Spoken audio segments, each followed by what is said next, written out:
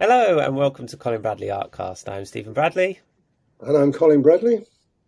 These are working out okay, I think.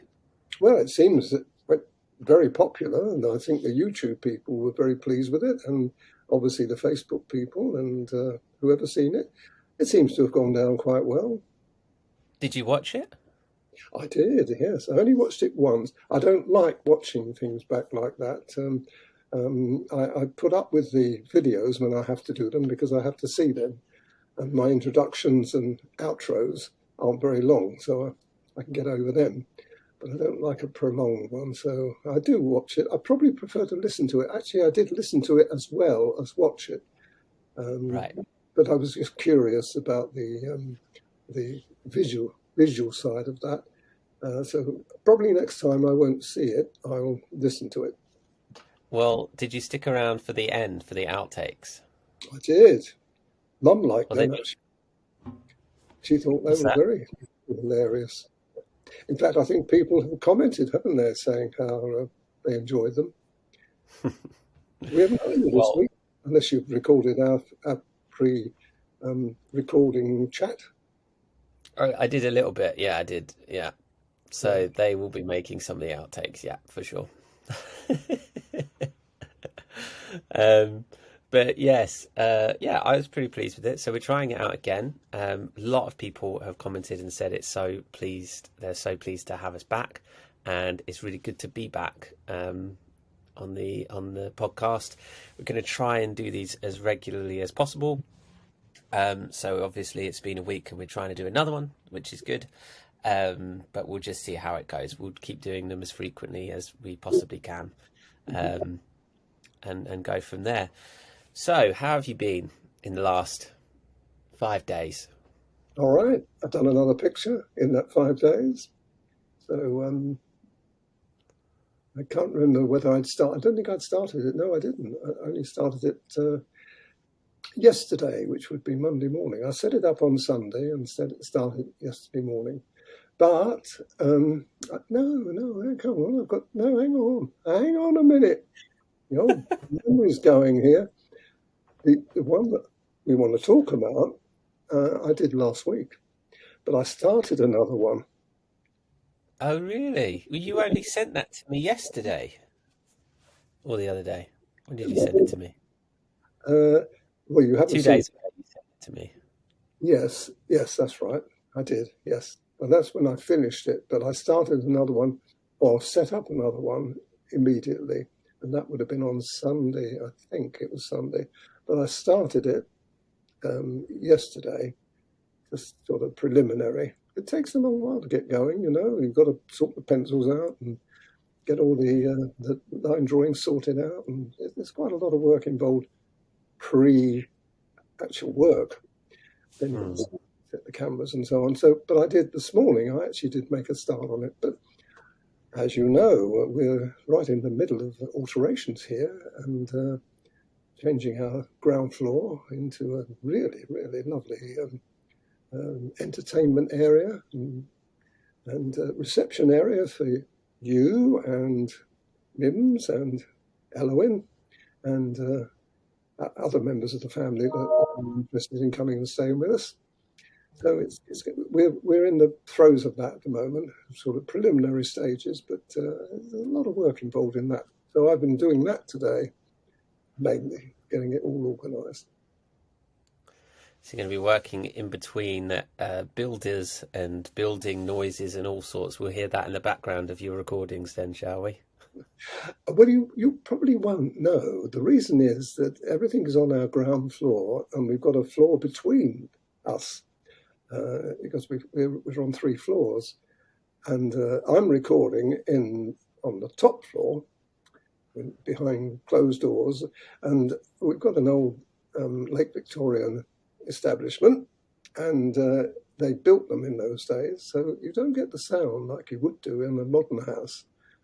Our walls are thick, and you don't see it once you close the door. It's very you can't really hear even what's going on in the next room very often. So no, we don't get a problem like that. And the fact that they haven't actually been banging and crashing around while I've been filming anyway. Very handy. Hmm. Very handy. Let's talk about then this picture you just done. We may as well stick with the current projects, as and when we get to the older projects, they start coming out. We can talk about those too. Right. But really nice to see you do another coloured pencil picture, which I was surprised at. I thought you would have switched back to pastel pencils, but you did another coloured pencil picture. Hmm. Well, that came about because I found it on Pixabay.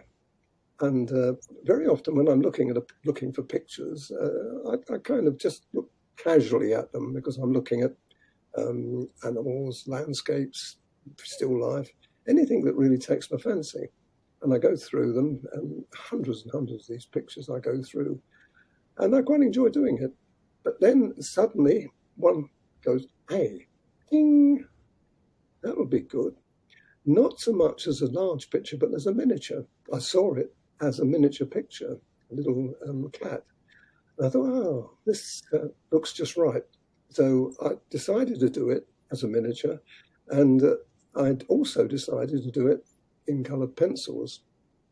This is a bit unusual, as you know, but I've done a few now in coloured pencil animals, and they're turning out very well. But this one has been a bit of a challenge, I've got to say. And right at the end of the video, when I did my outro, I said, I think this one probably should be an advanced picture because I struggle with it. When I struggle, I know that members are going to struggle. But What made it so challenging, this one? this is where I'm coming to. But in the end, I decided to make it intermediate. Well, the problem is when you've got a pastel pencil, as you know, and you've got a white cat, and there's not a lot of lines on it. You see what I mean? You've got the nose and the chin and the fur on the. I can do this because people can see me now, can't they? Unless they're listening on the podcast and then they have Well, no idea what he's talking about. unfortunately, but I'll describe it anyway. The front from the muzzle and down through the chin, and it's got sort of. But this one didn't have a lot of shadow on it, which meant that I had to invent some of it, and that's not easy. It's not easy anyway, even if you've got pastel pencils. But when you've got coloured pencils, it's a lot more difficult because you're putting on the white first of all, light grey pastel paper as usual, putting on the white on, and you want to put colour into that white or shading into that white.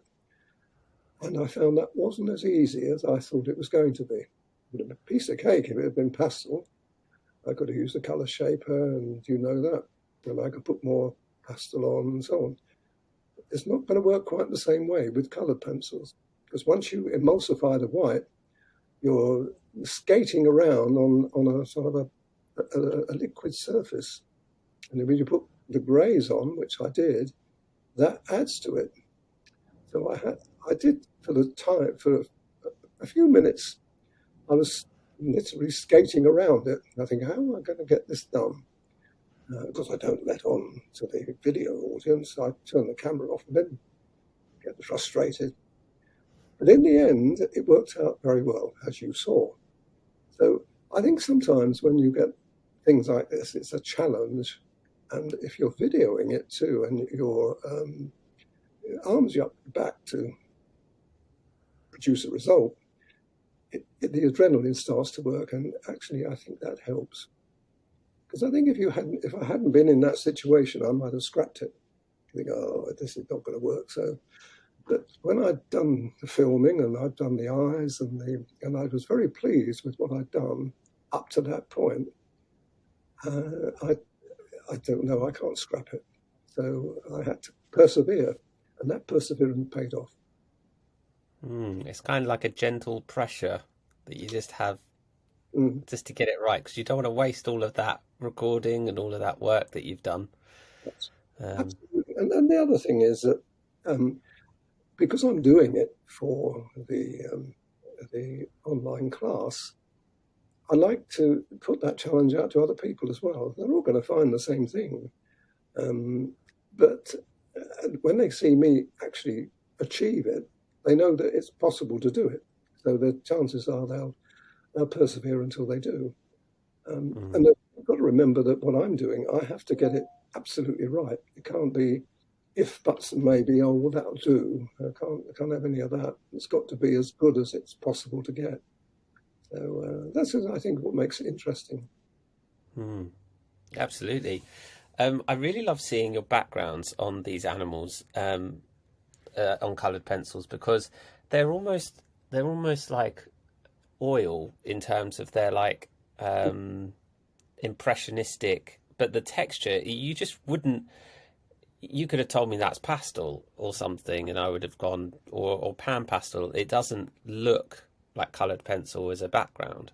There's a uniqueness to it. Do you remember we talked? Was that last week? We were talking about the foliage on trees and things. Maybe not. Anyway, when you use the colour pencils on foliage, you tend to get an oil impression of oil, especially when you blow it up, to a larger area. And I always recommend people do that because they can see brushstrokes. And in this situation, you've got the same thing happening in the background. You've got in fact, when people say it has going to look awful, when I put on, I've had the experience now that I know that I can manipulate that background to do what I want it to do very, very quick. And when the solvent goes on, it's the key to this is not overdoing it. When you're doing anything like this, you want to do it to a point where that's it, finished. Don't carry on. Don't. Oh no, it's not right. So that's when it all goes wrong on you. You've got to find that point where you think that's it, finished. That's it. Pencils down. And it takes a bit of courage to do that, but that's why you've got that effect that you witnessed on that. And as I say, when people blow that up, they'll see a nondescript foliage in the background. It doesn't really make sense, but it doesn't have to. It's just an enhancement for the subject. Yeah, no, very good. Very striking to have that background for a white cat. It really makes the cat stand out, almost like not a ghost, but that white really pops, doesn't it? When you have such a dark background. You can only do it too when you've got head and shoulders. You can't do it when it's an animal. You remember people haven't seen it yet, but they will see the rhino eventually. The rhino was a full rhino. You thought, well, I say a full rhino. It was cut off in midstream. It was just the front. But the thing is, it had legs and paws. Not paws. What do you call them? Feet. Feet. Rhino would have a foot, wouldn't he? Like an elephant. And the fact that they've got that, it has to stand on something. It has to make sense. So with that, I couldn't do impressionist background. It had to be, well, I say that, but I think it did turn out to be quite an impressionist background, but an obvious one that you could see. There's rocks and there was foliage and there was grass leading up to it.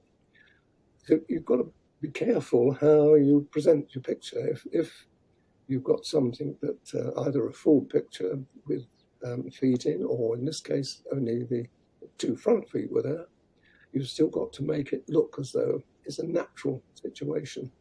Then twist it a little bit to make it impressionism, but not too much.